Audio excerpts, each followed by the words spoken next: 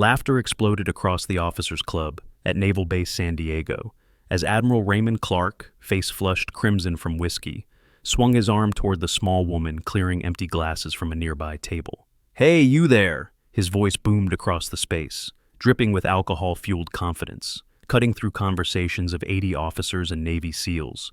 "You know what we're talking about here? Kill count. Confirmed targets eliminated."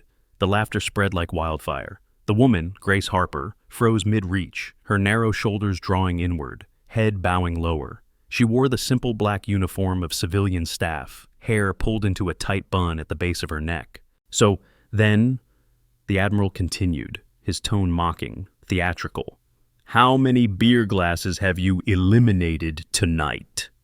A second wave of laughter crashed through the room. A young SEAL named Blake Carson slammed his palm against the table, tears streaming from excessive mirth. Beside the Admiral, Lieutenant Audrey Sterling shook her head, lips curling with contempt. "Sir, she probably doesn't know what an AR-15 looks like," she said quietly, but loud enough for everyone within 15 feet to hear.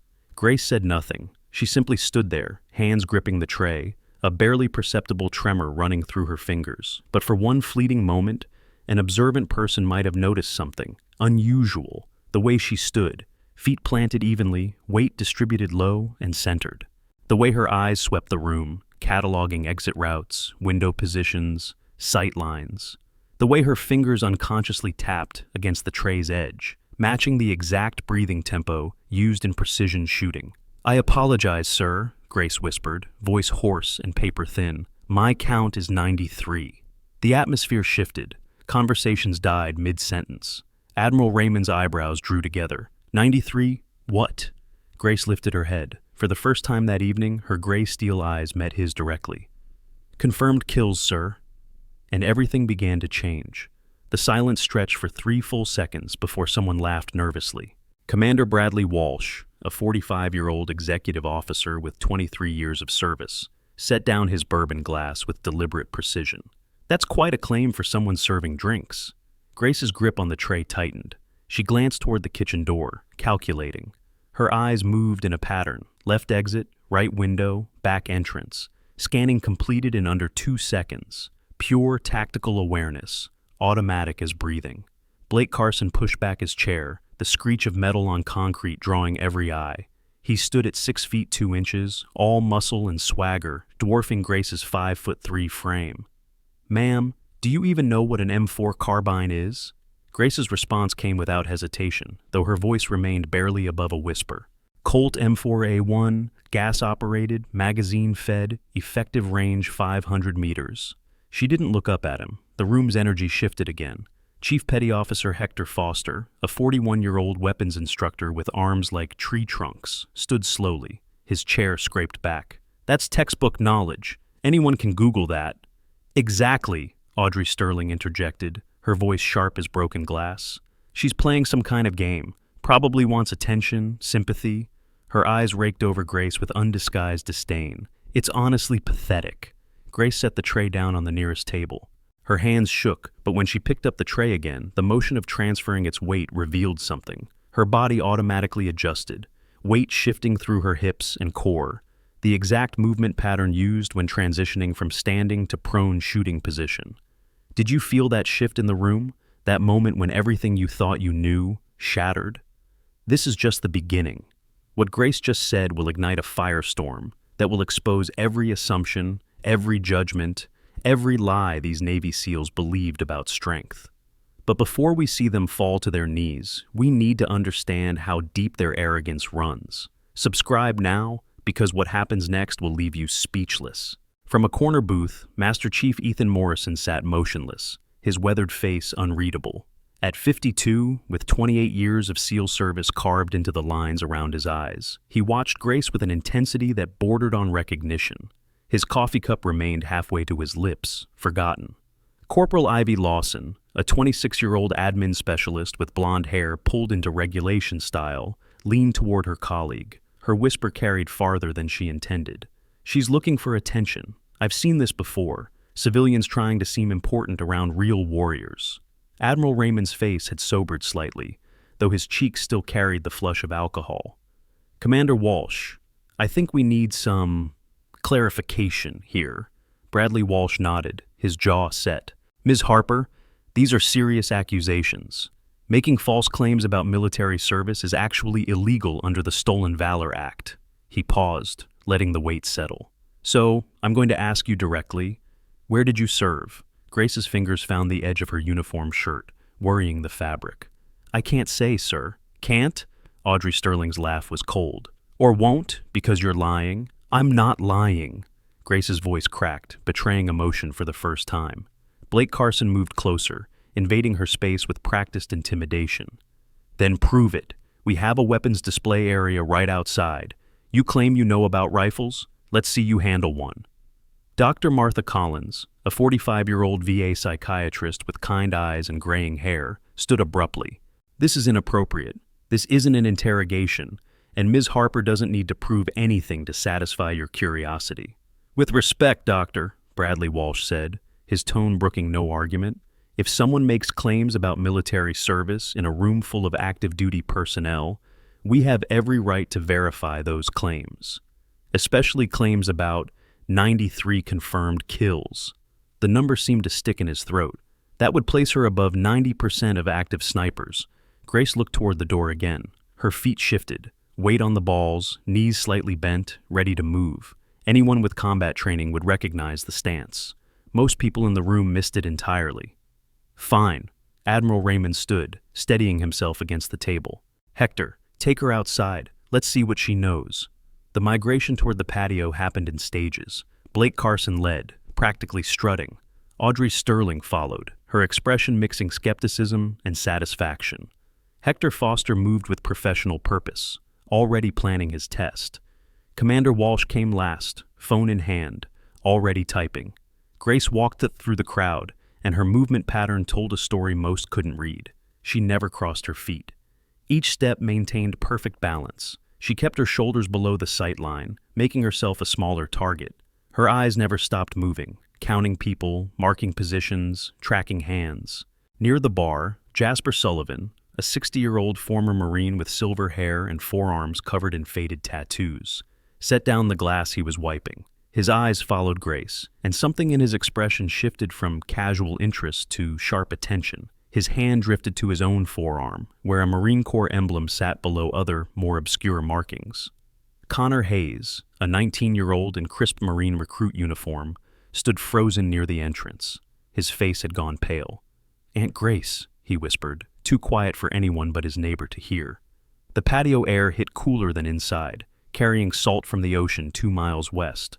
Overhead lights cast harsh shadows across concrete and metal furniture.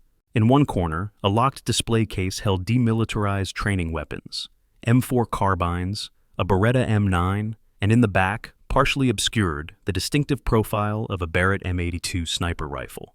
Hector Foster unlocked the case with practiced efficiency. He withdrew an M4, checked the chamber, clear, and turned. "All right, Ms. Harper. Basic weapons handling. Let's see you disassemble this rifle." Blake Carson laughed.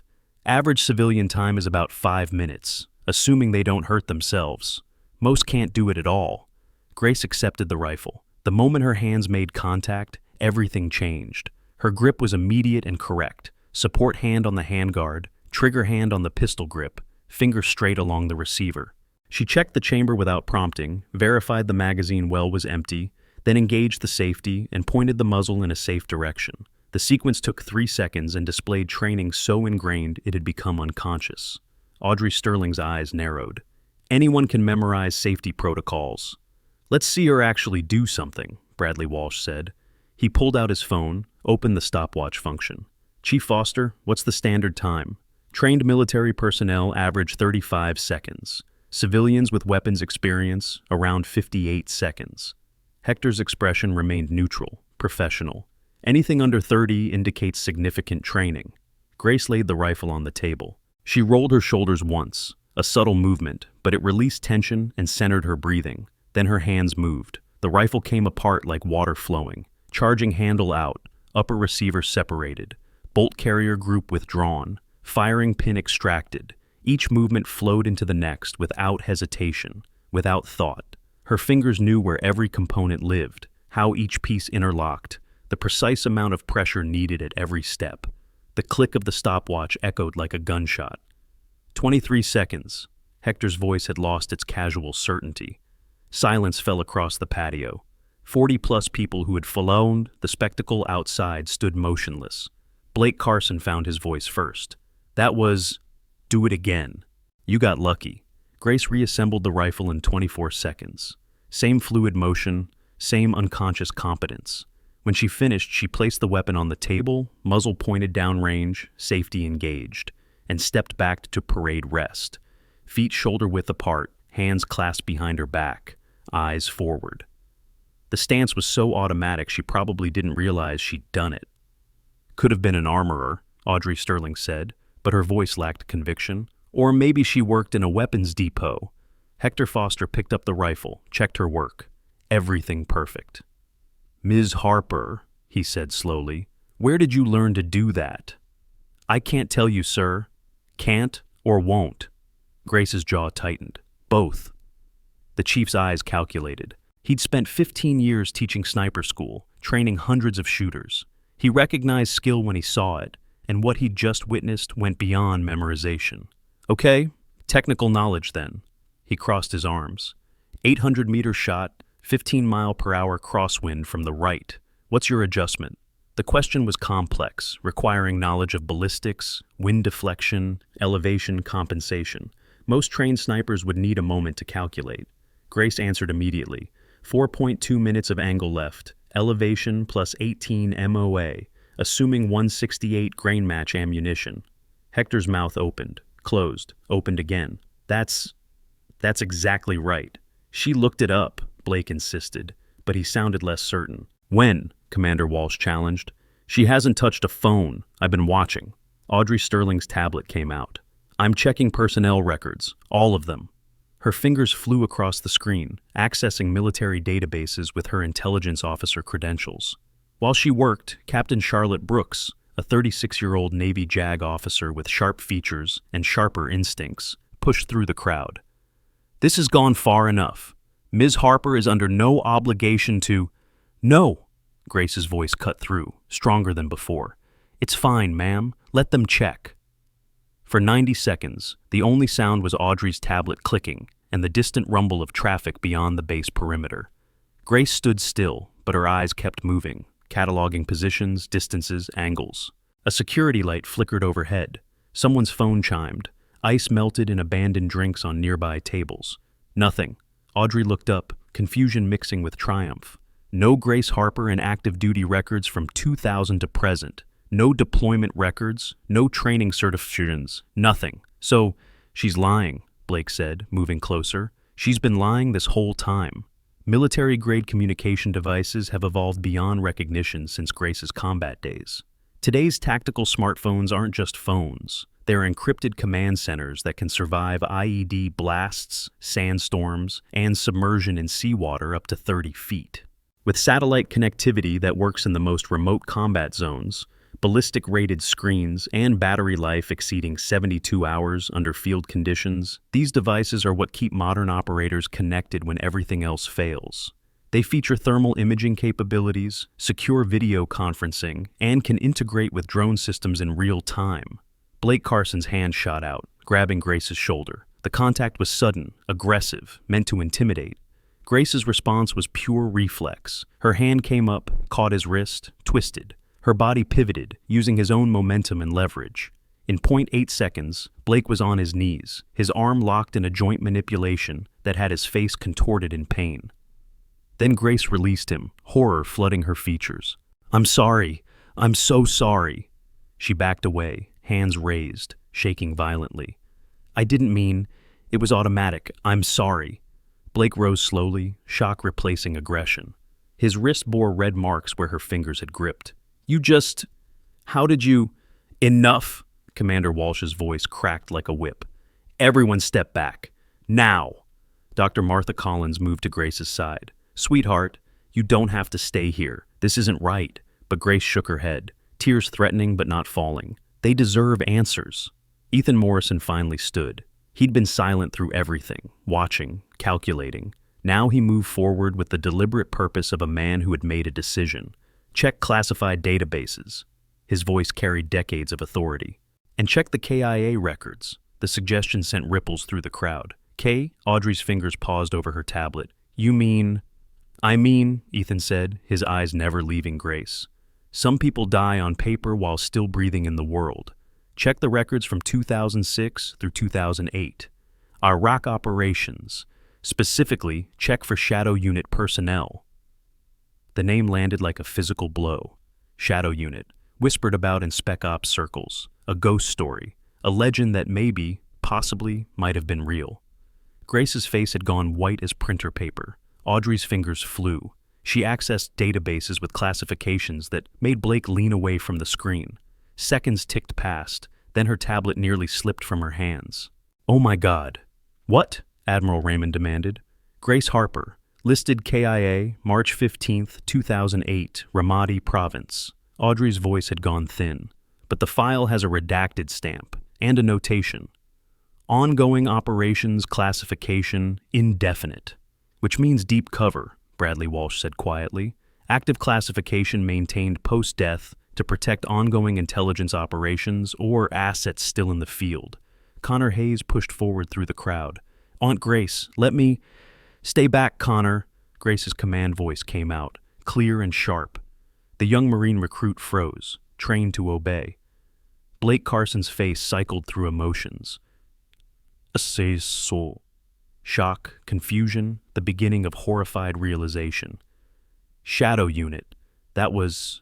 They were all eliminated, Hector Foster whispered. Ramadi, 2007. Ambush during Overwatch operations. The entire 6-person team. It's taught as a cautionary case study in sniper school. He looked at Grace with new eyes. They saved over 100 coalition personnel before they fell. Highest confirmed kill counts in theater at the time. Grace's breathing had become irregular. Her hands clenched and unclenched. I should go. Wait. Ethan Morrison stepped directly into her path. "Ma'am, 23 years ago, I was a petty officer with SEAL Team 5, Operation Phantom Fury. January 12th, 2008, 03:47 hours. His voice thickened with emotion. "My team was pinned down in a 3-story building, 50-plus insurgents. No extraction possible. We had maybe 20 minutes before they overran our position. The patio had gone absolutely silent. 80 people barely breathed. Someone called over the radio," Ethan continued. "Voice I didn't recognize. Call sign Ghost. Said they had eyes on our position from 800 meters northeast. Said to mark our location with IR strobes and get below second-floor windows." He paused, swallowed hard. "For the next 18 minutes, Ghost eliminated 47 targets. 47, with precision I've never seen matched. Not one round wasted, not one friendly casualty. When the extraction helo arrived, all 12 of us walked onto it alive." Tears tracked down the Master Chief's weathered face. "Ghost said one thing before signing off. Get your boys home." "We did, ma'am. Every single one of us made it home. Because of you." Grace's composure shattered. Her shoulders shook. "You shouldn't have had to be there. None of you. If I'd been better, if I'd seen the pattern earlier—" "You saved 127 confirmed lives," Ethan said. "I've counted. I've tracked down every operation, every report. Shadow Unit's work saved 127 of us." He reached into his pocket, withdrew something worn and blood-stained. A challenge coin, Shadow Unit insignia barely visible under years of handling. "You gave me this, told me to remember that every life has value. I've carried it every day since." The coin glinted in the overhead lights, dark stains still visible on its edges. Hector Foster's professional mask had cracked. The Barrett M82 in the display case. You know that weapon. It wasn't a question, but Grace nodded anyway. "Show me." Hector unlocked the case, withdrew the massive rifle, 50 pounds of precision engineering. He placed it on the table between them. Grace stared at the weapon. For a moment, she didn't move. Then, slowly, her hands reached out. The moment she touched it, something clicked into place. Her entire demeanor shifted. The hesitation vanished. Her movements became smooth, professional, economical. She checked the bore alignment, tested the scope mounting system, adjusted the bipod stability. Every action betraying intimate familiarity. When she brought the rifle to her shoulder, settling the stock against the pocket perfectly, adjusting the cheek rest with micro-movements. Her body remembered what her mind had tried to forget. .738 caliber, she said quietly. Effective range 1,800 meters. Maximum range 6,800 meters. 12.7 by 99 millimeter NATO round. Recoil velocity 4,000 feet per second. She paused, lost somewhere between memory and present. At 2,000 yards, you adjust for Earth's rotation. The technical knowledge was encyclopedic, but more than that, it was personal. The way someone talks about a tool they've used 1,000 times, that's become an extension of their body. As Grace adjusted the cheek rest, her loose-fitting shirt sleeve rode up her right forearm. For 2 seconds, pale skin showed, crossed by a scar 4 inches long. The pattern was distinctive, not a clean surgical line, but the chaotic damage of shrapnel impact. Ethan Morrison saw it first. His breath caught. That's an IED fragmentation pattern, close range. Grace jerked her sleeve down, but too late. A dozen eyes had seen. Ivy Lawson, the admin corporal who'd mocked Grace earlier, looked sick. You were in an explosion? It doesn't matter. Grace set the Barrett down carefully, stepped back. Her hands shook again. But Ethan moved closer, his trained eyes tracking details others missed. Not just one explosion. Your stance compensates for back injuries. Lower thoracic, probably compression fractures. Your hearing, you favor your left ear, blast damage to your right. He cataloged injuries like reading a report. Ma'am, how many times were you wounded? Grace's jaw clenched. 7 times, but I'm not here to talk about... 7. Commander Walsh's voice had lost all hostility. 7 Purple Hearts would put you in... Ma'am, that's exceptional valor. It's failure, Grace said, her voice breaking. Every wound is a failure. Every time you get hit, you failed to anticipate, failed to adapt, failed to... She cut off, breathing hard. Dr. Martha Collins put a hand on Grace's shoulder. Survivor's guilt, PTSD, classic presentation. I don't need a diagnosis. But Grace's voice lacked force. Blake Carson stood frozen, his earlier aggression replaced by dawning horror. Ma'am, I grabbed you. I challenged you. I didn't know. You couldn't know. Grace's voice went flat. That's the whole point. Audrey Sterling's tablet slipped from her fingers, screen cracking on concrete. Shadow 17. I found the file, partially redacted but highest kill count in the unit. 93 confirmed over 18 months of deployment. Longest confirmed kill at 2,430 yards, 1.38 miles.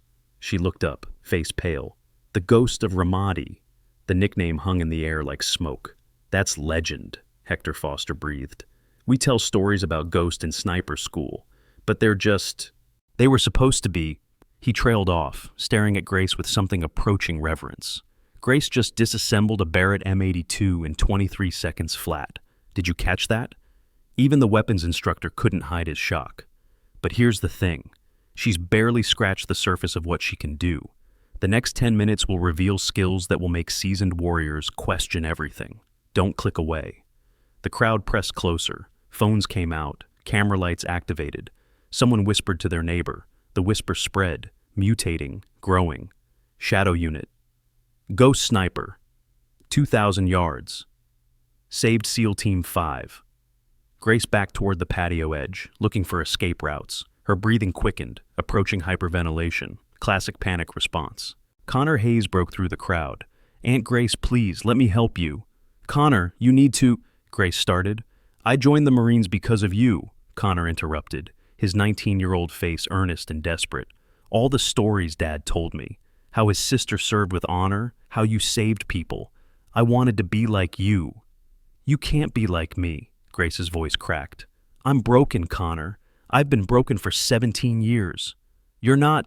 I watched 6 people die. The words exploded out of Grace. 6 teammates, friends, family. They died while I was 800 meters away with a scope and perfect sight lines, and I couldn't save them. Her breath came in gasps. 45 seconds from first contact to last man down. 45 seconds and I couldn't stop it. The confession hung raw and bleeding in the night air. Dr. Martha Collins stepped forward carefully, professionally. Grace, you're experiencing acute trauma response. Let's go somewhere quiet. No. Grace shook her head violently. They deserve the truth. All of it. She turned to face the crowd, her small frame somehow commanding attention, despite being dwarfed by nearly everyone present. March 15th, 2008, Ramadi Province. My team was providing overwatch for convoy operations. We'd been in position 72 hours. Good position, solid sight lines, no compromise indicators. Her voice had gone monotone, reciting facts to avoid feeling them. 07:15 hours, I went to check perimeter security. 50 meters from our hide site. That's when they hit. The crowd stood transfixed, nobody moving, barely breathing. Coordinated strike, mortars first, to fix position. Then small arms from 3 directions. They'd been watching us for days, waiting for the moment I left. Grace's hands clenched.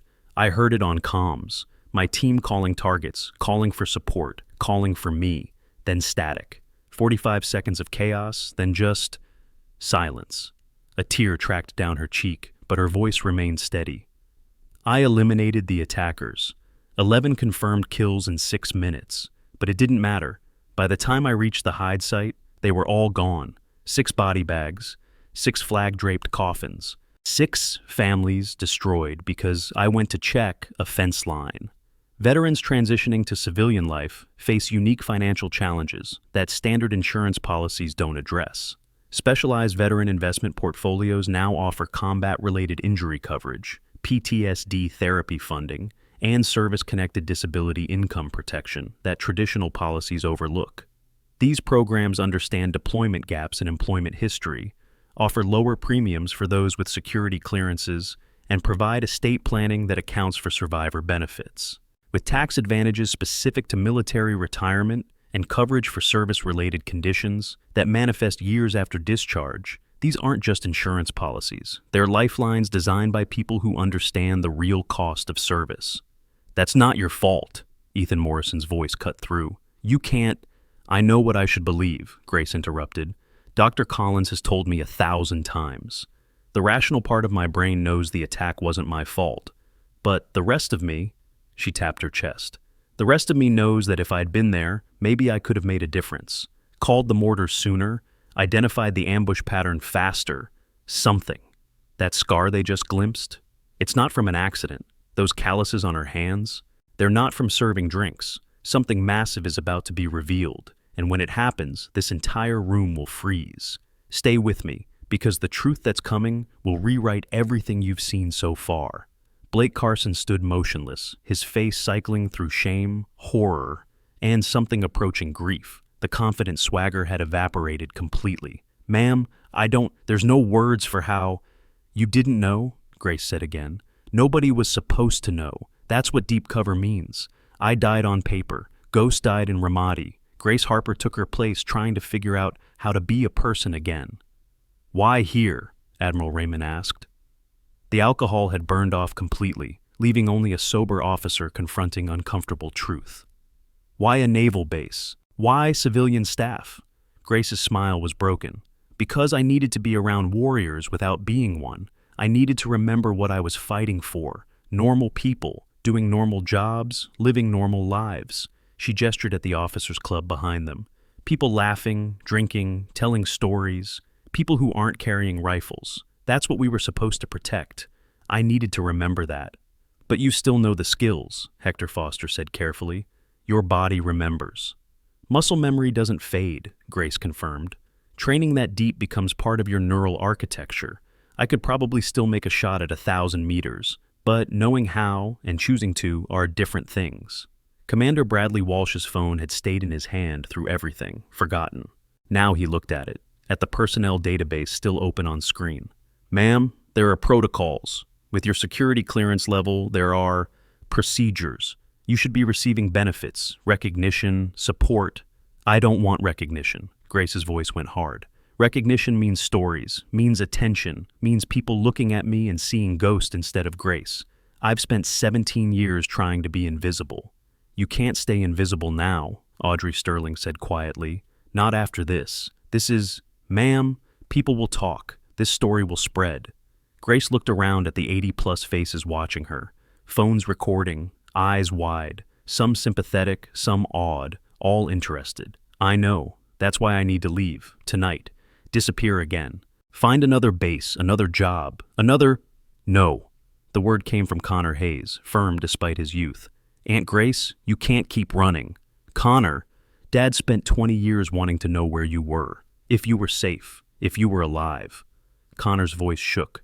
When you finally contacted us 6 years ago, he made me promise I'd look out for you, that I'd try to bring you home. I can't go home. There's no home to go back to.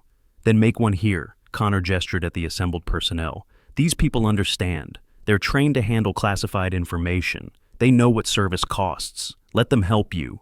For a long moment, Grace stood silent, warring internally. Then, slowly she shook her head. I appreciate it, but I've been alone too long. I don't know how to be around people anymore. That's what 17 years of isolation does, Dr. Collins said gently. But healing doesn't happen in isolation. It happens in community. Grace, I've been trying to tell you this for 3 years. You need connection. I have connection. I serve drinks. I clean tables. I interact with dozens of people every shift. You serve people, Dr. Collins countered. You don't connect with them. There's a difference. You hide behind professionalism and invisibility, never letting anyone see you. Because when people see me, they see a killer. They see a warrior, Ethan Morrison corrected. They see someone who sacrificed everything to protect others. That's not something to hide, ma'am.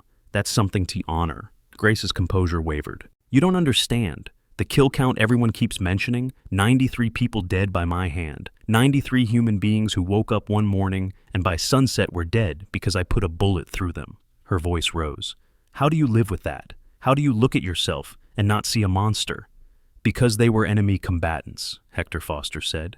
Because each of those kills saved friendly lives. Because that's what war is, ma'am. Ugly and necessary, and it scars everyone who participates. But it doesn't make you a monster.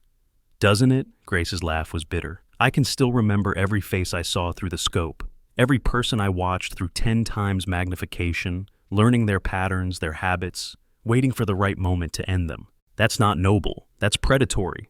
That's professional, Hector corrected firmly. Ma'am, with respect, you're conflating assassination with combat operations.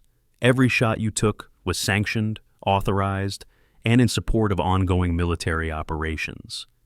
You followed rules of engagement. You protected American lives. That's not murder. That's war.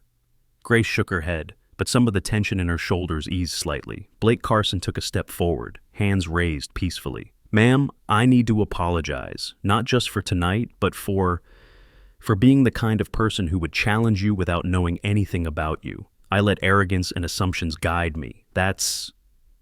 He swallowed hard. That's everything my instructors told me not to do. I'm sorry. Accepted. Grace's response was automatic, professional. I don't think you understand. Blake's voice strengthened. I need you to know that what you did tonight, standing here, facing our ignorance and hostility, maintaining composure even when I physically grabbed you, that showed more discipline than I've exhibited in my entire career. You could have hurt me badly during that joint lock. I felt how much control you had, but you released me immediately, prioritizing my safety over your ego. He paused. That's the difference between a warrior and a fighter, ma'am. I'm still learning to be the former. You've mastered it. The admission hung in the night air, honest and raw. Audrey Sterling stepped forward next. Her usual sharp confidence had melted into something more human, more vulnerable. Ma'am, I don't have a good excuse. I saw someone I perceived as weak and made them a target because that's what I do. I establish dominance through social manipulation. It's a defense mechanism from my own insecurities. Her jaw tightened. But that's my problem to fix, not yours to endure. I'm sorry for every cutting remark, every dismissive glance, every moment I made you feel less than human. Grace studied her for a moment. Why are you apologizing? You didn't know.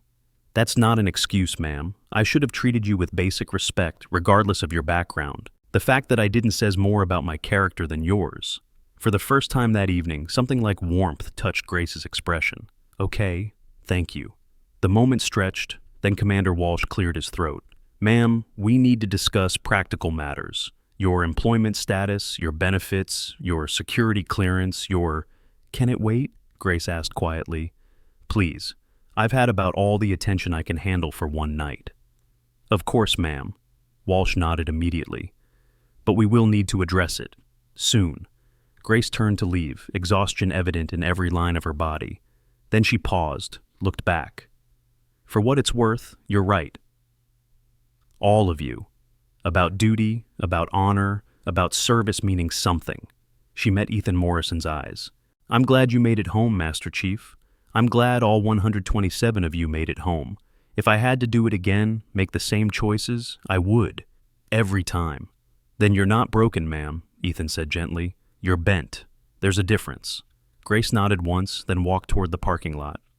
Connor Hayes fell into step beside her, protective and uncertain. Dr. Collins followed a few paces behind, giving space but staying close.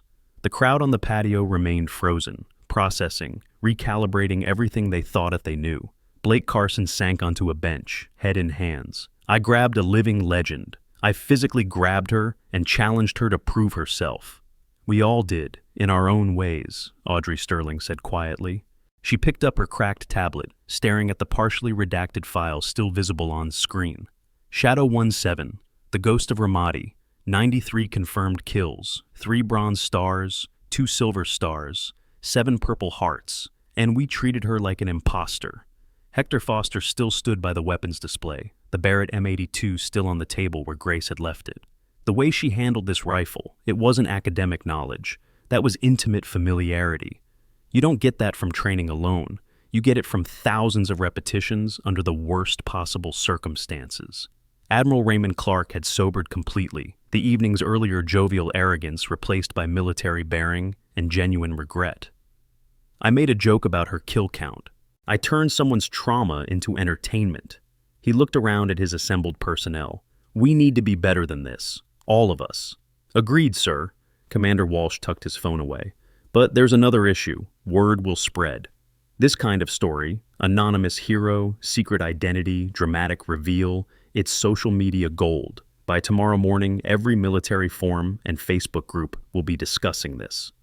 Can we contain it? Audrey asked. No, Walsh said flatly. Too many witnesses, too many phones recording.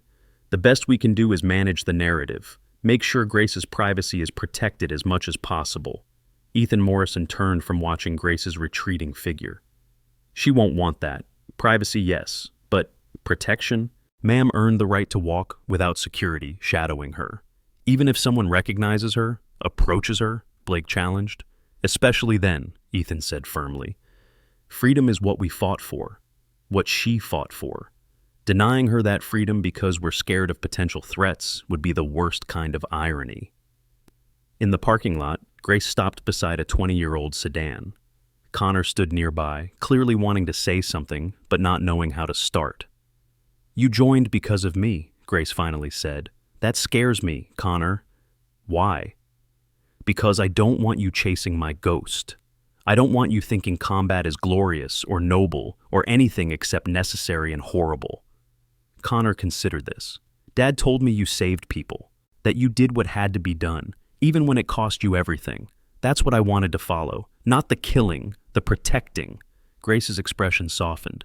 Your father always was smarter than me. He misses you. I miss him too.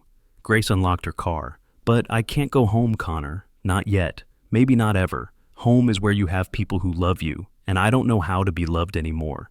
I barely know how to be human. Then maybe that's what you need to learn next, Dr. Collins interjected gently from a few feet away. Not how to shoot, not how to kill, not even how to survive. How to live, how to connect, how to accept that you're worthy of love and community. Grace laughed, but it held pain. Doc, I spent 17 years learning to be invisible. You're asking me to unlearn everything. Yes, Dr. Collins said simply. That's exactly what I'm asking. Grace slid into her car, started the engine. Through the open window, she looked at Connor. You want to help me? Really help me? Yes, ma'am? Then be the Marine I couldn't be. Protect people without losing yourself. Come home whole. Show me it's possible. Her eyes glistened. Because if you can do it, maybe there's hope for me too. Connor snapped to attention, rendered a crisp salute. Yes, ma'am. I'll make you proud. You already have, Grace whispered. Then she drove away, taillights disappearing into the San Diego night. Back on the patio, the crowd slowly dispersed. but conversations continued in hushed, reverent tones. Stories were shared, rumors heard, legends whispered, the mythology of Shadow Unit discussed with new weight and meaning. Jasper Sullivan remained at the bar inside, polishing glasses with methodical precision. His forearm tattoo caught the light, a Marine Corps emblem, and beneath it, partially hidden, a small symbol. A shadow in profile, a crosshair. He'd known who Grace was from her first day working here, recognized the way she moved, the way she scanned rooms, the haunted look in her eyes. He'd seen it in his own mirror for 30 years. Some ghosts recognize each other on sight. His phone buzzed. A text from an encrypted number, no name attached. Ghost exposed, containment required. Jasper typed back with one hand, still polishing with the other. Negative, she chose to surface. Let her choose her path. A pause, then, understood, monitoring only. Jasper deleted the conversation, pocketed his phone, and continued polishing glasses. Some secrets stayed buried. Others demanded to be seen. The trick was knowing which was which. Outside, under the sodium lights of the parking lot, Admiral Raymond Clark stood with Commander Walsh and Captain Brooks. "We'll need to file reports," Brooks said. "Official documentation of tonight's events, reinstatement of benefits, correction of service records." "Agreed," Walsh said. "But carefully. Grace clearly values her privacy. We need to balance recognition with protection." Admiral Clark nodded slowly. "I've made a lot of decisions in my career. Some good, many questionable. But I'll remember tonight as one of my worst moments. Mocking someone's trauma because I was too drunk and too arrogant to recognize a warrior when I saw one." "Sir, you couldn't have known," Brooks started. "That's the problem, Captain," Raymond interrupted. "I shouldn't have needed to know.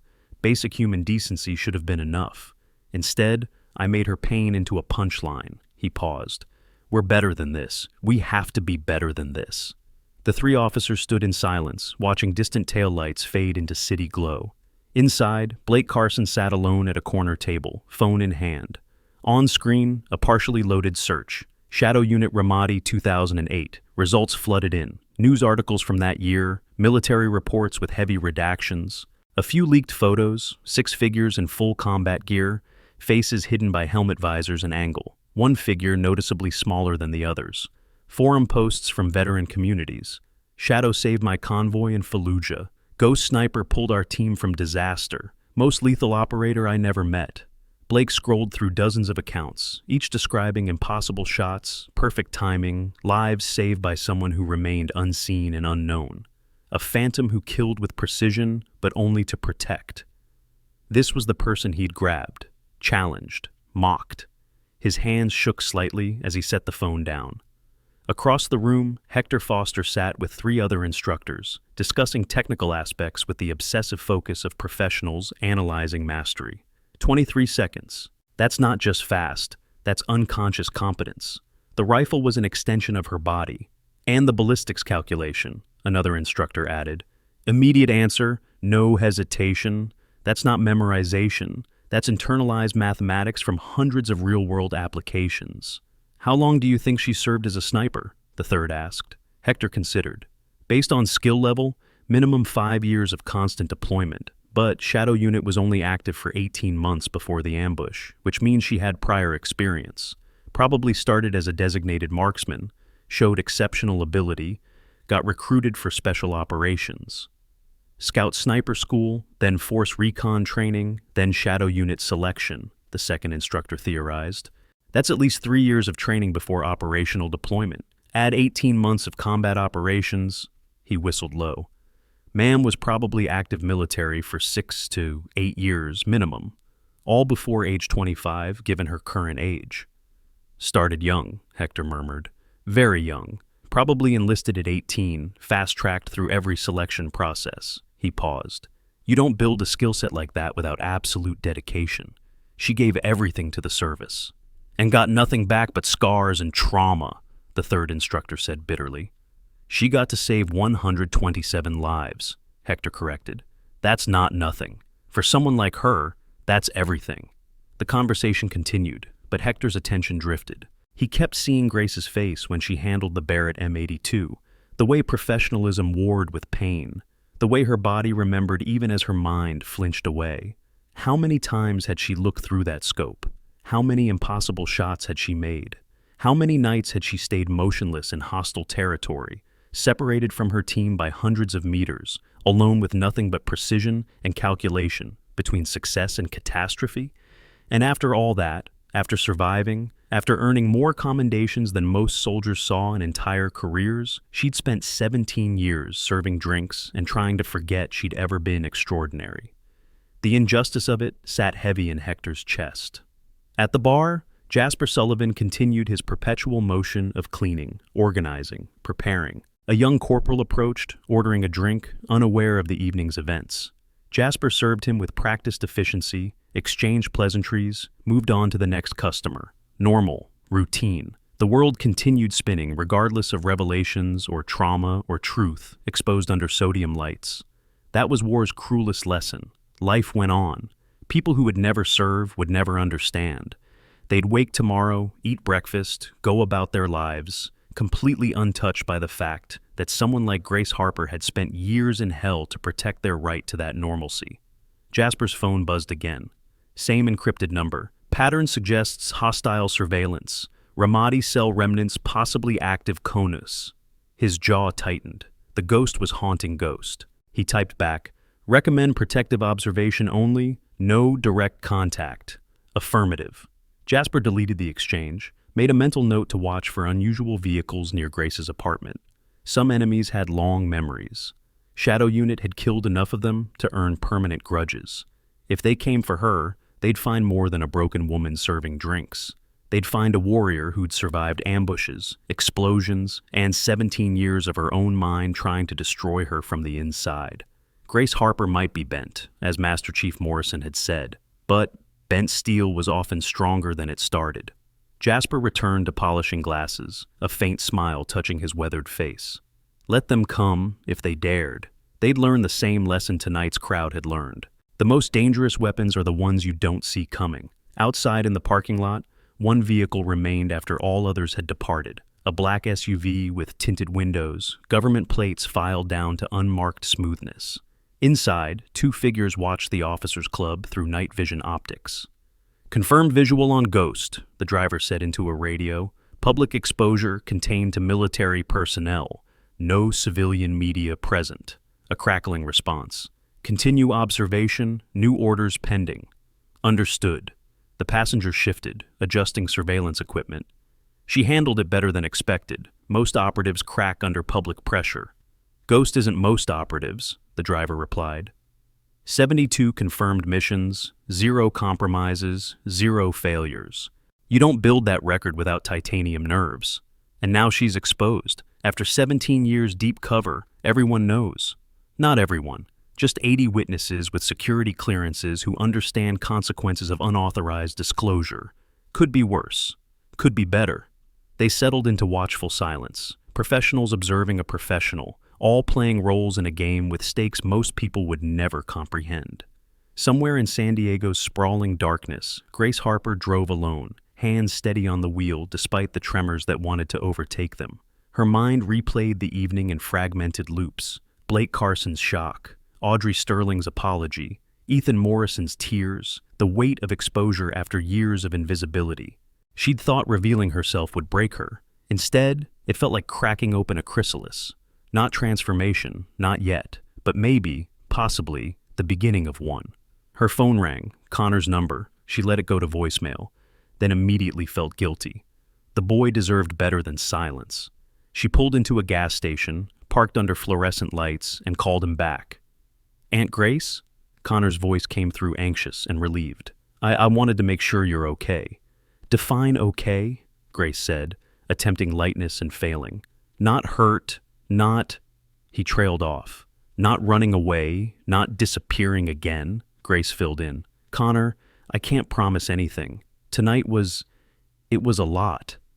I know, but you faced it. You stood there and told the truth, even when it hurt. That took real courage." Grace laughed, bitter and broken. Courage is facing enemy fire. This was just existing while people watched. "Same thing, ma'am. Different battlefield." The insight surprised her. Maybe Connor understood more than she'd given him credit for. You're smarter than I was at 19. I had a better example, Connor said quietly. That arrow hit true. Grace closed her eyes, breathed through sudden emotion. I'm not a good example. I'm a cautionary tale. You're a survivor. There's a difference. Your father definitely raised you right. He'd like to talk to you. Will you call him? The question hung heavy. Grace hadn't spoken to her brother in 18 months. Guilt, shame, fear, all the familiar demons that kept her isolated. I'll think about it, she finally said. That's progress, Connor allowed. They talked for a few more minutes, surface conversation, careful and gentle. Then Grace hung up, sat in her car under harsh lights, and stared at nothing. Her phone buzzed with a text. Unknown number. Ghost. You don't know me, but you saved my life. Fallujah, November 2007. I was a corporal with 3rd Battalion. You took out a sniper who had us pinned for 6 hours. Just wanted to say thank you. You earned every commendation they should have given you. Grace stared at the message, throat tight. She typed back, I was just doing my job. The response came immediately. Your job saved 15 of us. That's not just anything. Thank you. Grace deleted the conversation. Then, on impulse, she pulled up her text history with Dr. Martha Collins. Doc, I think I'm ready to try group therapy. 3 dots appeared immediately. Then, I'm proud of you. Thursday, 7 p.m. I'll text you the address. Okay? Grace, are you really okay? Grace considered lying, considered deflecting, then decided on truth. No, but maybe that's okay too. It is. See you Thursday. Grace set her phone down, started her car, and drove toward her apartment. Tomorrow would bring complications. Official inquiries, benefit reinstatements, inevitable attention from people who'd heard the story. Her carefully constructed invisibility had shattered. But maybe, just maybe, that wasn't entirely bad. Maybe being seen meant the possibility of being known, and being known meant the possibility of being understood. And understanding was the first step toward healing. Or maybe she was delusional from emotional exhaustion, and tomorrow would prove that exposure was exactly as catastrophic as she'd feared. Either way, she'd survived worse. IED blasts, sustained enemy fire, the deaths of everyone she'd called family in that desert hellscape. She could survive being human again. Probably. The black SUV followed 3 cars back, maintaining professional distance. Inside, the driver spoke into his radio one more time.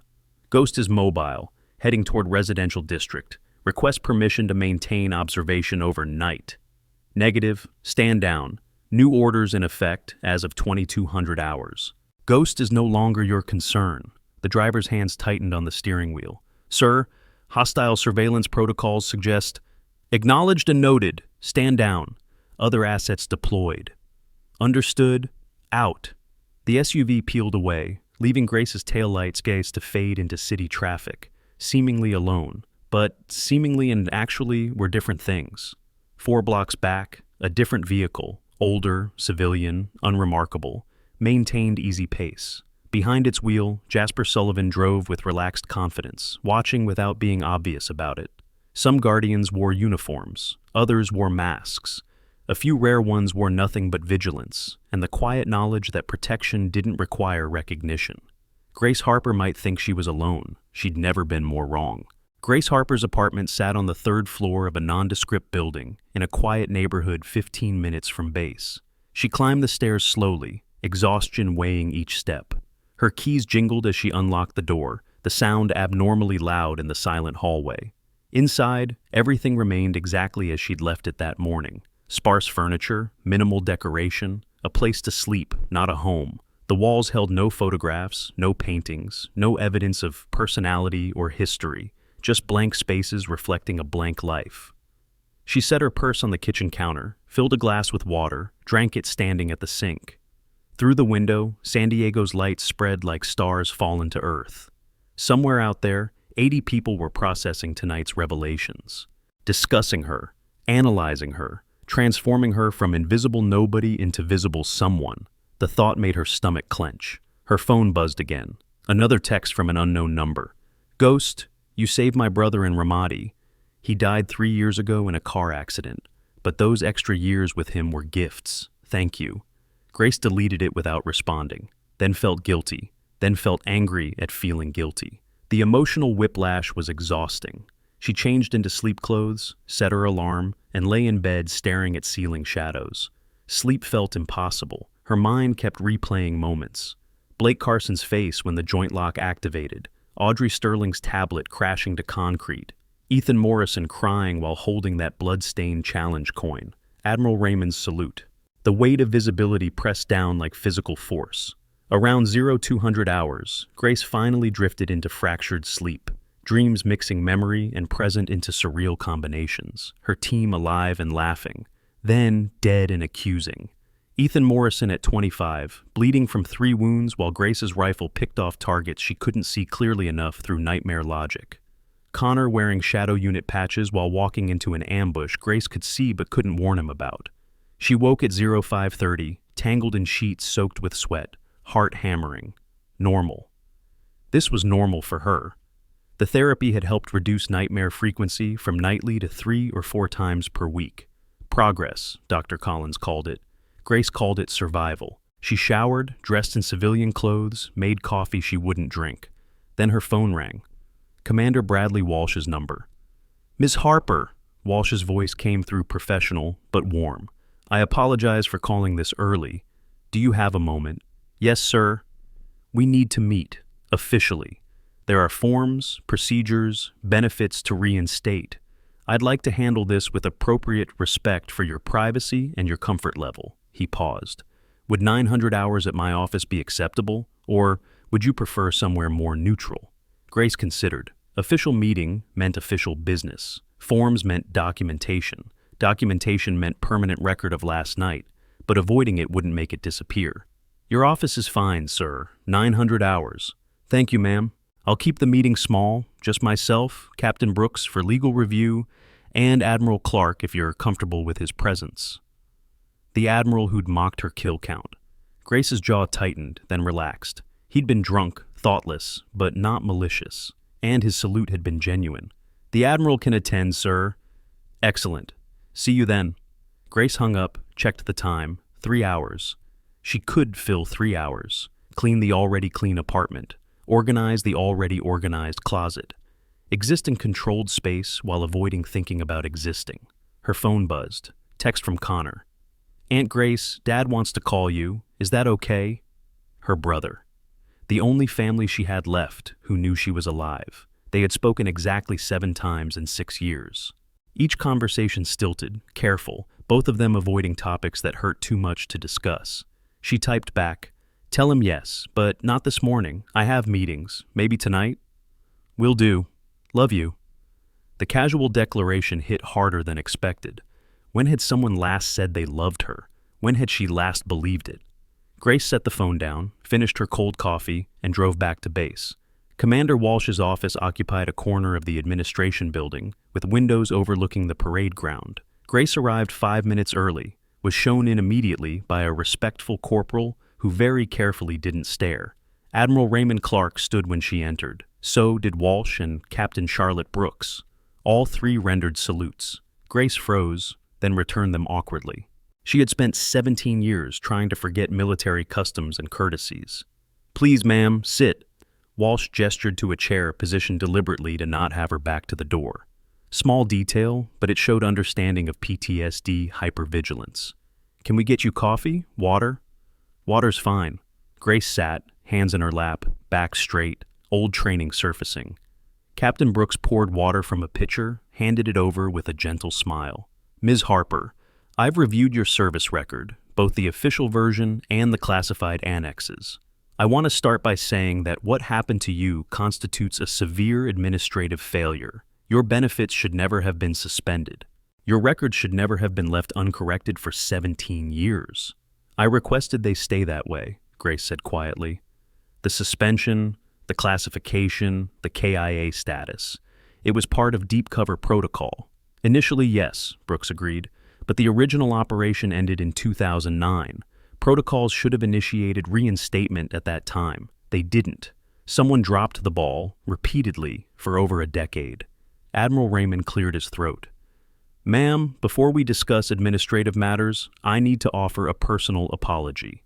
Last night, I was intoxicated and thoughtless. I turned your trauma into a joke. There's no excuse for that behavior, and I'm deeply sorry." Grace studied him. His eyes were clear, sober, genuinely regretful. "Apology accepted, sir. You didn't know." "Ignorance isn't innocence," Raymond countered. "I should have treated you with basic respect, regardless of your background. I've failed that basic test of decency." The conversation shifted to practical matters. Forms appeared: disability benefits, back pay, service record corrections, medical coverage, counseling support. Numbers were discussed. Grace's head swam trying to process it all. Total back benefits, including disability compensation, housing allowance, and medical coverage for 17 years, comes to approximately $473,000, Brooks said. That will be dispersed in stages, but the first payment should arrive within 30 days. The number meant nothing to Grace. Money had never mattered. She had lived on minimum wage because she'd needed nothing beyond basic survival. "I don't want it," she heard herself say. Three faces showed surprise. "Ma'am," Walsh said carefully, "this is compensation you earned. You're entitled to—" "I know, but I don't want it." Grace's hands tightened on the water glass. "Every dollar feels like payment for killing. I don't want blood money." "It's not blood money," Brooks said firmly. "It's recognition of service and compensation for injuries sustained during that service. You have 7 documented wounds, ma'am. Chronic pain, hearing loss, PTSD. These are service-connected disabilities that entitle you to support." "Then donate it," Grace said, "to veteran organizations. Programs for PTSD treatment, prosthetics research, family support services. Anything but me keeping it." Walsh exchanged glances with Brooks. "We can set up a foundation in your name, direct the funds toward causes you support. But, Ms. Harper, you should keep some for yourself. You've lived on poverty wages for 17 years while dealing with injuries that should have been covered from day one." Grace shook her head stubbornly. Admiral Raymond leaned forward. "Ma'am, if I may offer perspective, accepting care isn't weakness, it's wisdom. You've punished yourself long enough. Let us help you." The gentle words cracked something in Grace's chest. She looked down, blinking rapidly. "I don't know how to accept help." "Then learn," Raymond said simply. "That's your new mission. Learn to let people care about you." Advanced tactical training programs for law enforcement and private security now offer certification courses taught by former special operations personnel. These aren't weekend seminars. They're intensive programs covering counterterrorism tactics, hostage rescue protocols, precision marksmanship under stress, and threat assessment methodologies developed in actual combat zones. Legal consulting services specializing in military justice help veterans navigate complex discharge upgrades, disability claims, and security clearance issues. With online platforms offering flexible scheduling and veteran-specific career counseling, former operators can now transition their skills into high-demand civilian roles. The meeting continued for 90 minutes. Grace signed forms, agreed to medical evaluations, accepted a temporary disability rating pending full psychological assessment. Captain Brooks promised to handle everything with maximum discretion. As Grace prepared to leave, Walsh said, "One more thing, ma'am. Chief Petty Officer Foster submitted a request. He'd like you to consider consulting for the sniper training program. Not full-time, not even regular hours. Just occasionally sharing lessons learned. He believes your experience could save lives." Grace's immediate instinct was refusal, but she forced herself to pause, consider. Teaching meant connection. Connection meant healing. "I'll think about it." "That's all we ask, ma'am." Grace left the office feeling simultaneously lighter and heavier. Official recognition meant validation, but it also meant permanence. She couldn't disappear again. This was her life now. Visible, known, exposed. She walked across the parade ground toward the parking lot, lost in thought. A voice called out, "Ma'am?" Blake Carson jogged over, now in PT gear, sweat-soaked from morning exercise. He stopped at respectful distance, came to attention. "Permission to speak, ma'am?" "You don't need to ask permission. I'm not your commanding officer. With respect, ma'am, you outrank me in every way that matters." Blake's usual swagger had vanished completely. "I wanted to apologize properly, without an audience. Last night I was confrontational, aggressive, disrespectful. I let arrogance override judgment. That's not the kind of SEAL I want to be." Grace softened slightly. You're young. Young men make mistakes. Age isn't an excuse, ma'am. I'm 29, not 19. I should know better. He paused, choosing words carefully. I've spent the night reading about Shadow Unit. Every report I could access, every forum post, every documented operation. Do you know what I found? Probably exaggerations and mythology. No, ma'am. I found accounts from 127 people you saved. Their names, their units, their families. I found after-action reports describing impossible shots made under impossible conditions. I found a pattern of selfless service that puts my entire career to shame. His voice thickened. And I grabbed you, put my hands on you aggressively. If you'd wanted, you could have broken my arm. I don't want to break anyone's arm, Grace said tiredly. I just want to exist quietly. I know, and I destroyed that for you. I'm sorry. Grace met his eyes, saw genuine regret, genuine growth. Apology accepted, petty officer. Now go finish your PT before your team thinks you're slacking. Blake grinned, brief, relieved. Yes, ma'am. He started to leave, then turned back. Ma'am, if you ever decide to teach, I'd be honored to learn from you. We'll see.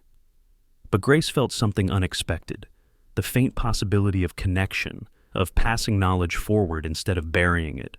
She continued to her car, but before reaching it, another voice stopped her. Ms. Harper, do you have a moment? Audrey Sterling approached, no longer in dress uniform but civilian professional attire. Her usual sharp confidence had been replaced by something more humble, more human. Lieutenant, Grace acknowledged. I wanted to apologize without witnesses, Audrey said. What I did last night, the cutting remarks, the social manipulation, the public mockery, that wasn't professional disagreement. That was cruelty. Deliberate, calculated cruelty aimed at someone I perceived as vulnerable. She paused. I do that. When I'm insecure, I establish dominance by tearing others down.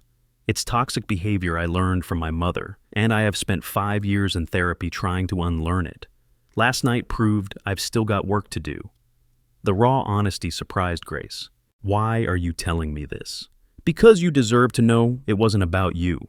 It was about me projecting my own self-hatred outward. That doesn't excuse it, but maybe it explains it.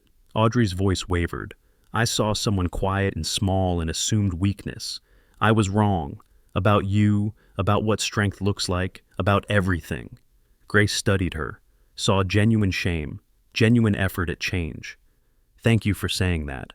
I also want you to know, I've deleted every photo and video I took last night. I've requested others do the same. I can't control what people do with their phones, but I'm trying to protect what's left of your privacy. That gesture meant more than the apology. Grace nodded. I appreciate that, Lieutenant. Audrey, please. I don't deserve the distance of rank. Okay.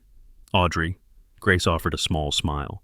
For what it's worth, recognizing toxic patterns is the first step to changing them. You're further along than you think. Audrey's eyes glistened. Thank you, ma'am. That means more than you know.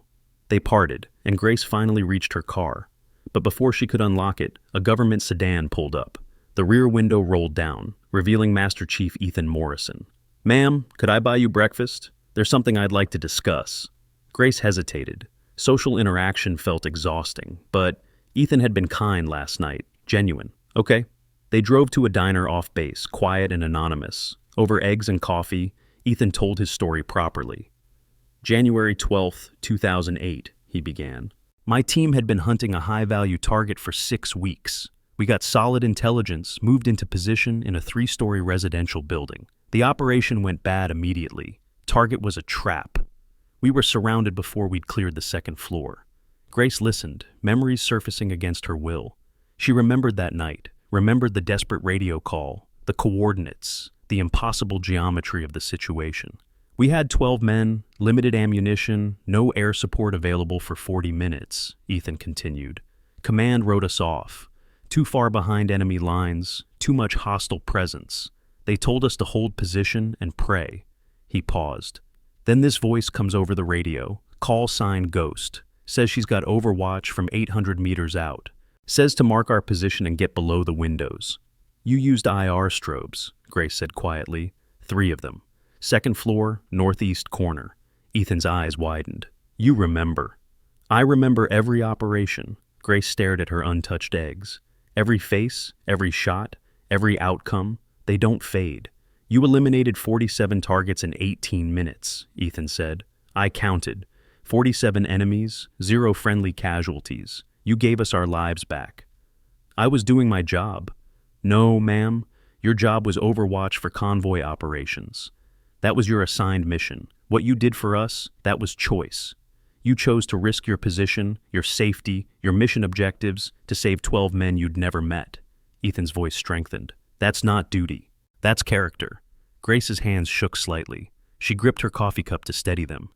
2 months later, my entire team was dead. So, forgive me if I don't see myself as particularly heroic. You're not responsible for their deaths. I was their spotter, their second set of eyes. I left position to check perimeter security, and they died. The words came out flat, recited facts devoid of emotion, because emotion would shatter her. You couldn't have prevented it, Ethan said gently.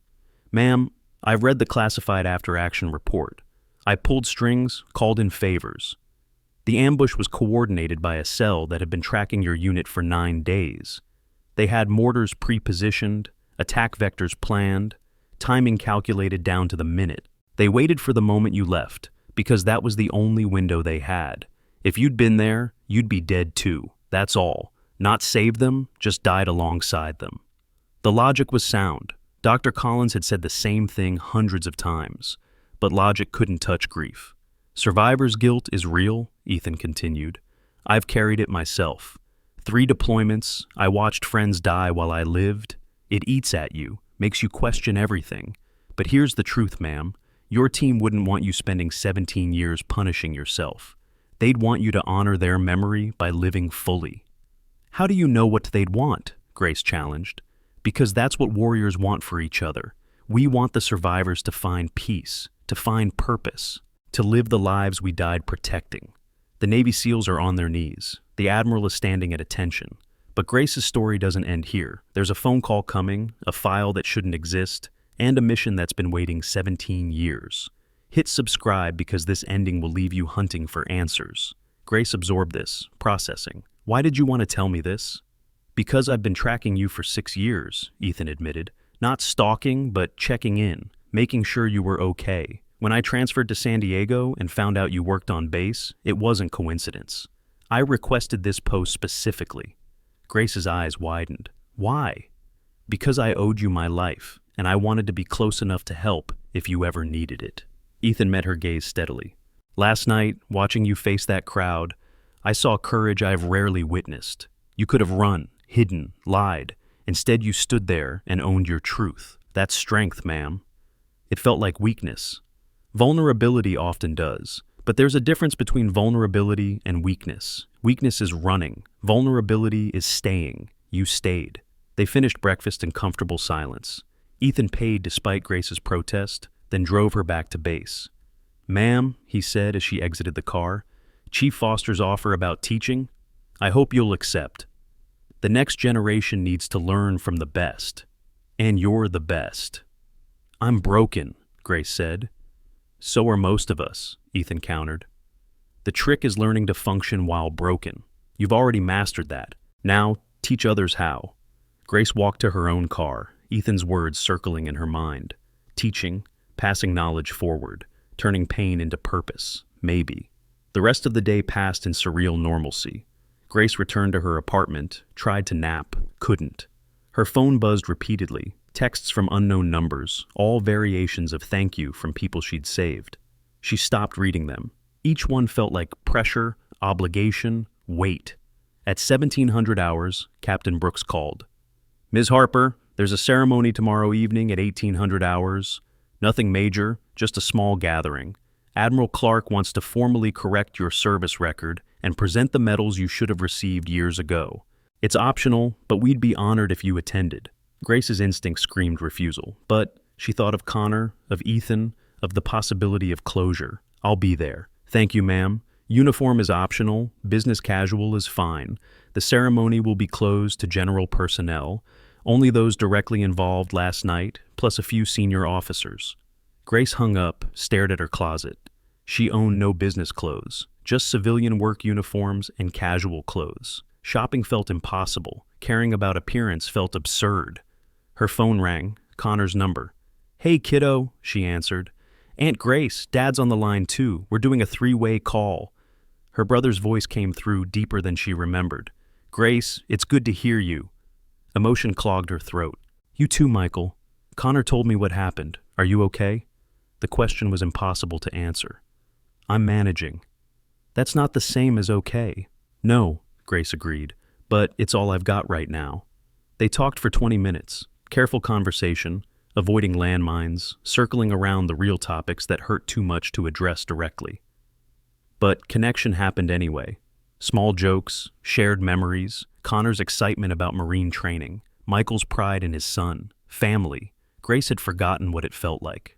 "Grace," Michael said as the call wound down, "I'm proud of you, for surviving, for trying, for being alive. That's enough. You don't need to be anything more than alive."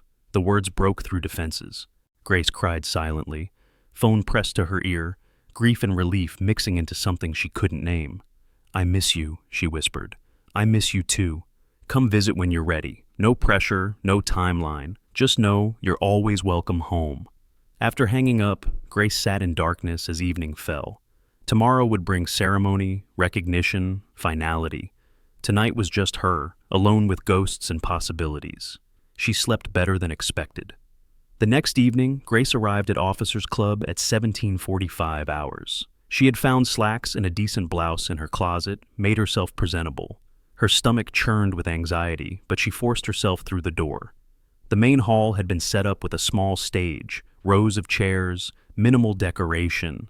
Approximately 50 people present: Blake Carson, Audrey Sterling, Hector Foster, Commander Walsh, Captain Brooks, Dr. Martha Collins, Ethan Morrison, Connor Hayes, Jasper Sullivan, and others from that fateful night. Everyone stood when she entered. The gesture felt overwhelming. Grace wanted to run. Instead, she walked to a seat in the front row, flanked by Connor and Dr. Collins. Admiral Raymond Clark took the stage at exactly 1800 hours. "We gather tonight to correct an injustice 17 years in the making."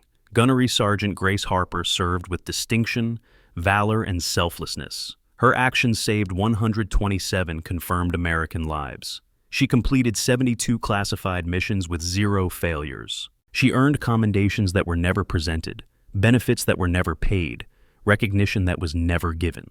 He paused, looked directly at Grace. "Tonight, we begin to make that right."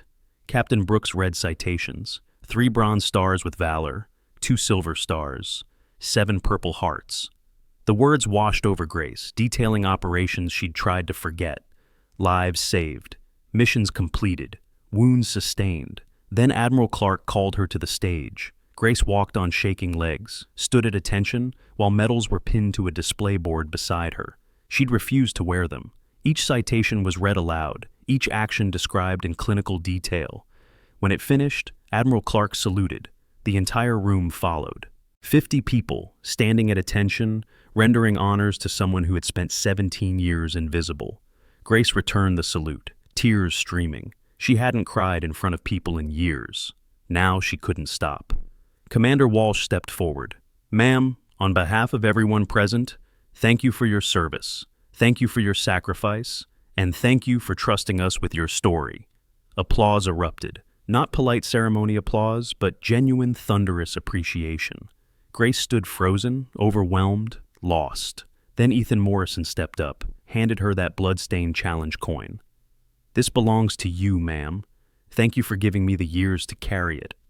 One by one, others approached. Blake Carson gave her a seal trident coin. Audrey Sterling, a handwritten apology letter. Hector Foster, an invitation to co-teach sniper fundamentals. Connor Hayes, a photo of Grace from years ago in full combat gear. She didn't remember it being taken. Dr. Collins hugged her. Jasper Sullivan shook her hand, whispered, "Semper Fi, Ghost." Captain Brooks assured her all legal matters were handled. Young Marines and SEALs asked for photos, for autographs, treating her like a legend instead of a person. The ceremony lasted 2 hours. When it ended, Grace felt hollowed out and simultaneously filled up, exhausted and energized, broken and beginning to heal. As people dispersed, Admiral Clark approached privately. Ma'am, I know public recognition wasn't what you wanted, but sometimes what we need and what we want are different things. You needed to be seen, to be honored, to know that your service mattered. I'm starting to understand that, sir. Good, he smiled. Also, completely separately from military matters, my wife runs a veteran support nonprofit. We fund PTSD treatment, family counseling, career transition services. Your benefit donation will help a lot of people. That's all I wanted, sir. For it to mean something. It always meant something, ma'am. You just couldn't see it yet. Grace left as full darkness fell. She walked to her car alone, carrying a box of medals she didn't know what to do with, feeling lighter than she had in 17 years. Then she saw it, the black SUV, parked 3 spaces from her sedan, engine running, windows tinted to opacity. Grace's training kicked in automatically. She marked exit routes, calculated distances, assessed threat levels. Her heart rate accelerated but stayed controlled. Whoever was in that vehicle had been watching, waiting. The rear window rolled down 3 inches. A manila folder slid out, dropped to the pavement. Grace approached cautiously. No movement from the vehicle, no sound except idling engine. She picked up the folder. Standard government issue, unmarked. Inside, a single photograph and a note. The photograph showed 7 figures in full shadow unit gear, faces partially obscured by helmet angles and shadows. 6 figures were marked with red X's. The 7th, smaller frame, stance unmistakable, remained unmarked. But there was an 8th figure, in the background, partially hidden behind tactical equipment. A face she recognized but had thought dead for 17 years. Sergeant Marcus Webb, her team's communications specialist, the first one supposedly killed in the ambush. The note was typed, brief, unsigned. Ghost, not all shadows died that day. Call sign, Wraith sends regards. Coordinate 33.31552 DGN 44.36661 DRE. Verify by 0600 Zulu tomorrow. Your team needs you. Grace's hands trembled violently. The coordinates were exact. Ramadi Province. The ambush site. The SUV window rolled up. The vehicle pulled away smoothly, disappeared into traffic. Grace stood frozen, photograph in shaking hands. 17 years of grief and guilt collapsing into a single impossible possibility. Marcus was alive, which meant maybe others were too. Which meant the ambush, the deaths, the entire foundation of her guilt might be built on lies. Or this was a trap, enemy agents using her grief to lure her into danger. Either way, she had until 0600 hours Zulu, 10 hours from now, to decide if she was going to respond. Grace's phone buzzed, text from an encrypted number. Ghost, Wraith here. I know you don't trust this. I wouldn't either. But Sierra November 47. Check mission logs. Sierra November 47. A mission designation only Shadow Unit members knew. November 2007. A hostage rescue in Sadr City. Wraith had been Marcus's call sign during that operation. Grace's knees weakened. She leaned against her car, breathing carefully, mind spinning through possibilities and implications. If Marcus was alive, why hadn't he contacted her in 17 years? Where had he been? What had he been doing? And who else might have survived? The questions cascaded, overwhelming and impossible and terrifying. She looked at the photograph again, studied the 8th figure, could barely make out features, but the stance was familiar. The way Marcus always stood with weight on his left foot, compensating for an old ankle injury. Grace got in her car, drove on autopilot. Not to her apartment. Instead, she found herself at Naval Base San Diego's main gate, showing her newly reactivated ID, getting waved through with a salute that still felt wrong. She parked outside the intelligence building, went inside, found a night duty officer who recognized her from last night's revelations. "Ma'am," the young lieutenant said, eyes wide, "how can I help you?" "I need to access classified mission logs. Shadow Unit Operations, November 2007. Authorization code." She rattled off her old security clearance number, hoping it still worked. The lieutenant typed, waited. "Ma'am, your clearance is active, but That's interesting. There's a notation here. Someone accessed these same files 6 hours ago. Remote access, encrypted routing." Grace's pulse quickened. "Can you tell who?" "Negative, ma'am. Whoever it was has clearance above my level, but they left a marker flag." The lieutenant frowned at his screen. A note attached to the file says, Ghost, Sierra November 4-7 was real, so is this. Trust your instincts. Choose wisely. Wraith. Grace's breath caught. This was real. Impossibly, terrifyingly real. She accessed the mission logs, scrolled through operation details. Sierra November 4-7, hostage rescue, November 14th, 2007. Team composition, Ghost, Wraith, plus 5 others. Mission success, 0 casualties, all hostages recovered. The file was legitimate. The details matched her memory perfectly. Nobody outside Shadow Unit should know these specifics, which meant either Marcus was alive or someone had extremely detailed intelligence about Shadow Unit operations. Grace thanked the lieutenant, left the building, sat in her car in the parking lot for 30 minutes trying to think clearly. Her phone buzzed. Connor. Aunt Grace, you okay? You left kind of suddenly. She typed back. I'm fine. Something came up. Don't worry. Another buzz. Dr. Collins. Grace, if you need to talk, I'm available anytime. Grace didn't respond. She couldn't explain this, couldn't articulate the impossible hope mixing with logical caution. 0600 Zulu was 9 hours away.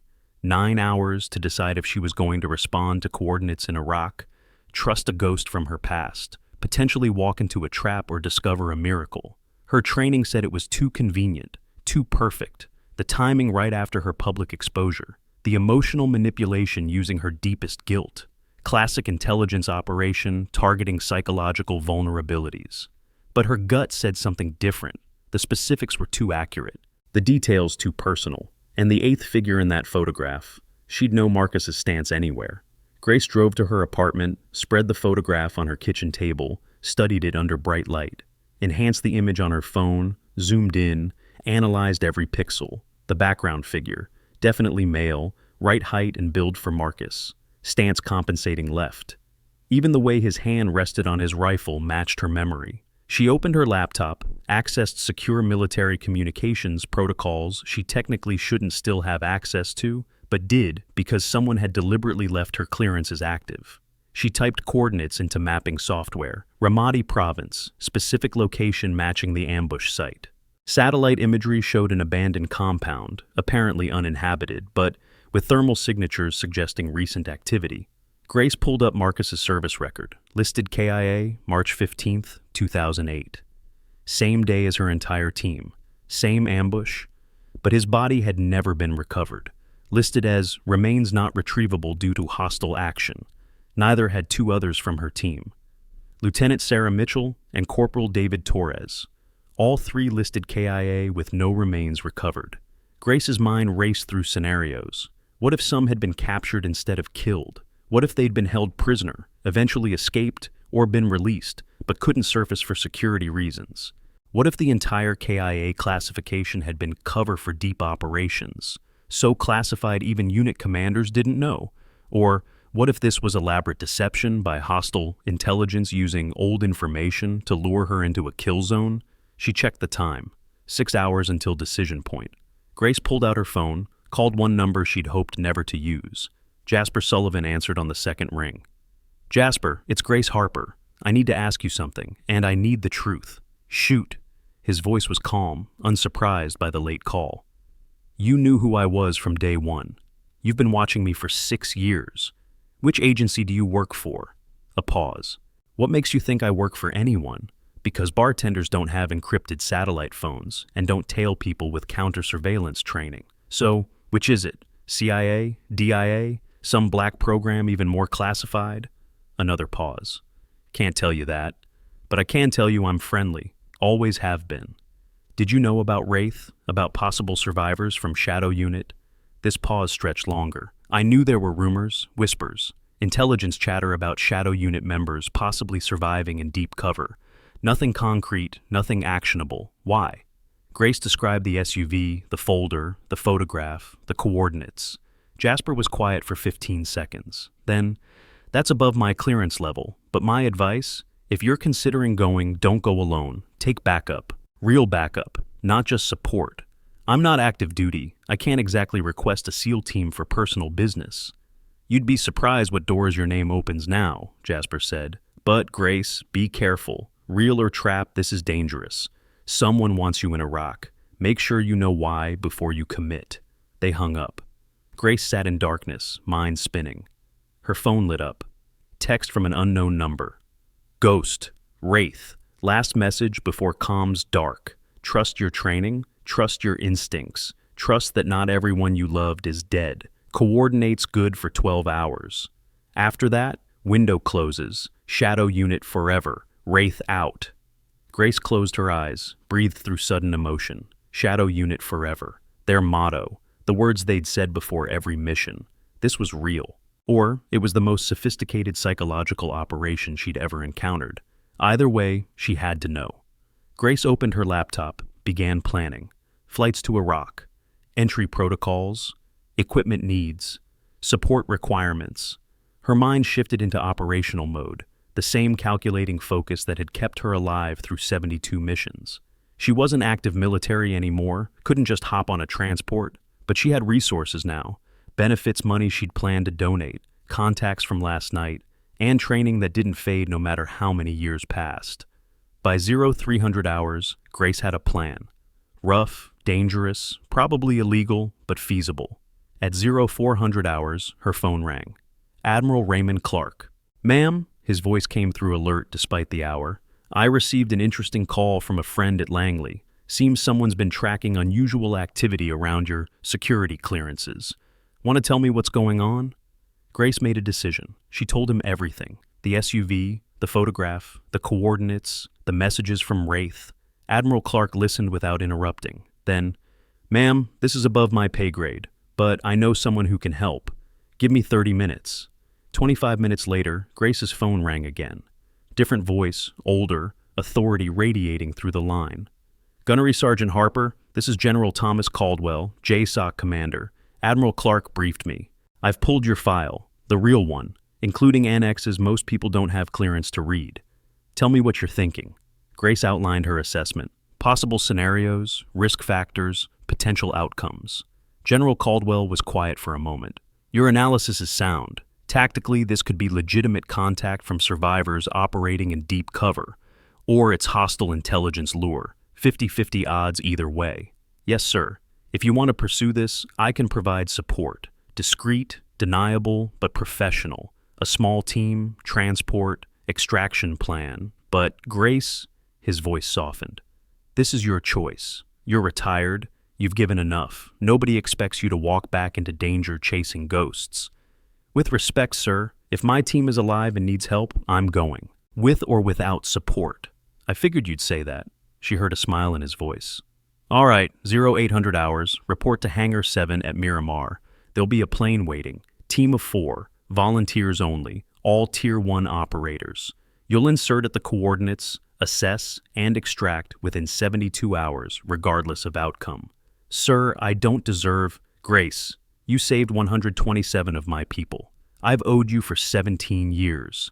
Let me pay some of that debt." He paused. "And Grace, bring your team home, all of them, even the ghosts." The line went dead. Grace sat motionless, reality sinking in. In 4 hours, she'd be on a plane to Iraq. In 24 hours, she'd know the truth. She stood, began packing. Basic clothes, essentials, nothing she couldn't abandon. Then she sat down and wrote letters. One to Connor, one to Michael, one to Dr. Collins. All variations of, "If you're reading this, something went wrong." At 0730 hours, Grace drove to Miramar.